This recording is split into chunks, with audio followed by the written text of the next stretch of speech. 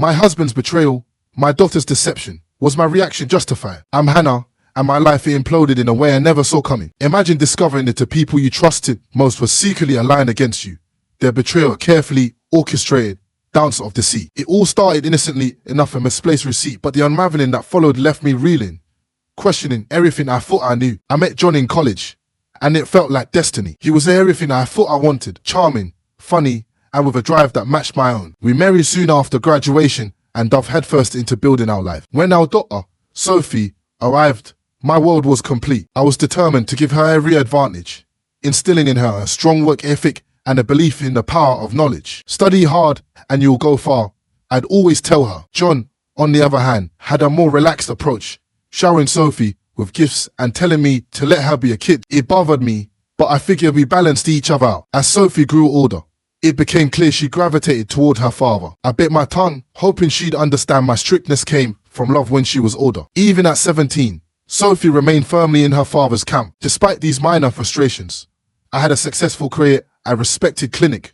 a husband who still made me laugh, and a daughter who, despite our differences, I adored. Life, I thought, was good. Then, one seemingly ordinary day, everything shattered. I was doing laundry, a task I had performed countless times. As I emptied John's coat pockets, my fingers brushed against a piece of paper. It was a receipt from an upscale perfume store. The scent described far too sweet for my taste. A wave of unease washed over me. Was it a surprise gift? My birthday had passed, and our anniversary was months away. My mother-in-law was allergic to most perfumes. With trembling hands, I took a picture of the receipt and carefully placed it back. I needed time to think. That evening, while John showered, the receipt vanished. I kept my discovery to myself, a knot of dread tightening in my stomach. Big project, honey, he'd say, pecking me on the cheek as he left. Don't wait up. A forced smile was my only response, all the while wondering who he was really meeting. His new haircut caught my attention, too. He'd always been particular about his appearance, but when I complimented him, he just shrugged it off,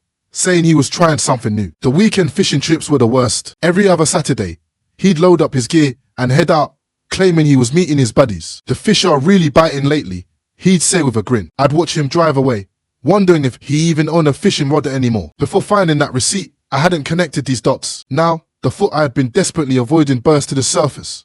John was having an affair. I tried to shake it off. This was John, my John, the man who held my hand through 20 hours of labor. I couldn't eat, couldn't sleep. I'd lie awake, listening to John's steady breathing, wondering who he was dreaming of. One sleepless night, I found myself scrolling through Facebook and stumbled upon Mike Thompson. I vaguely remembered he'd become a private investigator. Before I could talk myself out of it, I sent him a message. We met at a coffee shop across town the next day. I took a deep breath and spilled everything: the receipt, John's behavior, my gnawing suspicions. Mike's face remained neutral, betraying nothing. He agreed to take the case. The next 3 weeks were the hardest of my life. I went through the motions, smiling at my patients, helping Sophie with her schoolwork, making small talk with John over dinner. But inside, I was a mess. Every time my phone buzzed, I jumped, thinking it was Mike with news. Every time Sophie mentioned her dad, my heart ached. "You seem distracted," Sophie said one evening, catching me staring blankly at the wall. I plastered on a smile. "Just tired, sweetie. Lots of clients this week." She didn't look convinced, but she let it go. I felt a pang of guilt for lying to her. But what could I say? Your dad might be cheating on me. John, caught up in whatever, or whoever, was occupying his time, didn't seem to notice anything amiss. Part of me was relieved. Part of me was furious that he could be so oblivious to my pain. The call from Mike came on a Tuesday afternoon. I was between clients when my phone buzzed. "Hannah, can we meet?" His voice was neutral, giving nothing away. We agreed to meet at the same coffee shop in an hour. The rest of my appointments were a blur. I went through the motions, smiling and nodding at my clients, while my mind raced. Mike was already there when I arrived, a thick manila envelope on a table in front of him. My stomach dropped at the sight of it. "Hannah," Mike pushed the envelope towards me. "It's all in here. Photos, dates, locations." "I'm sorry, Hannah, but your suspicions were right." With shaking hands, I opened the envelope. The first photo hit me like a punch to the gut. John, my John, with his arms around a younger woman. They were laughing, radiating unmistakable affection. "Who is she?" I managed to choke out. "Alicia Benson," Mike replied. I flipped through more photos. John and Alicia at restaurants, at the movies, holding hands. Each image was a fresh round. They've been seeing each other for over a year. Mike continued. "From what I've gathered, it's serious. They've talked about a future together." Then came the photo that made me crumble. Sitting with them, smiling and laughing, Was Sophie? No, I whispered. It can't be. Mike's voice was gentle, but the words were like shards of glass. I'm sorry, Hannah, but Sophie knows about the affair. She's met with them several times. Those weekends she said she was with friends, she was with them on Alicia's yacht. There's more. John and Alicia have been buying Sophie expensive gifts, designer clothes, jewelry. I think they're trying to buy her silence. I don't remember the drive home. Thankfully, the house was empty when I arrived. I moved on autopilot, packing a small suitcase with clothes and essentials. I couldn't stay here, couldn't face John or Sophie. I checked into a hotel across town, my mind still reeling. I turned off my phone, needing to escape the world for just a little while, unable to help myself. I opened the envelope again. Sleep eluded me that night. Every time I closed my eyes, I saw those damning photos. Sophie smiling as she hugged Alicia,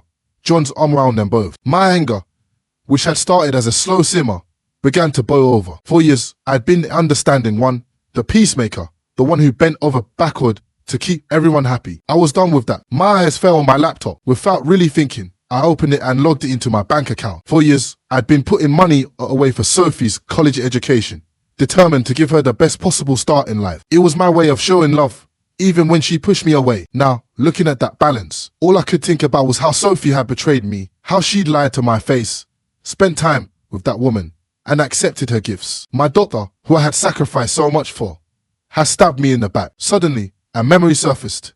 Years ago, before Sophie was born, I dreamed of opening my own cosmetology office. But a baby, mortgage payments, my dream got pushed aside. I stared at the account balance. It was enough to start over, to finally pursue my own dreams instead of everyone else's. You know what? I said out loud to the empty hotel room. Screw it, this money isn't for Sophie anymore. It's for me. The words hung in the air, both terrifying and exhilarating. For the first time in days, I felt a glimmer of hope. I had a future, even if it wasn't the one I'd planned. Emotionally drained, I finally drifted off to sleep, my phone still turned off. The next morning, I woke to sunlight streaming through the curtains. For a blissful moment, I forgot everything. Then, reality came crashing back. With a deep breath, I turned on my phone. It immediately exploded with notifications. Missed calls from John and Sophie, voicemails, text messages asking where I was, if I was okay. Nausea twisted in my veins. How dare they pretend to care now? I didn't bother listening to the voicemails or reading the texts. I packed my bag and checked out of the hotel. It was time to face the music. The drive home felt surreal. Part of me wanted to keep driving, to disappear and start a new life somewhere else. As I pulled into the driveway, I saw John's car and Sophie's bike. They were both home. I walked in, my heels clicking on the hardwood floor, announcing my arrival. John and Sophie rushed out of the living room, their faces a mix of relief and anxiety. Hannah, where have you been? We've been so worried, John exclaimed,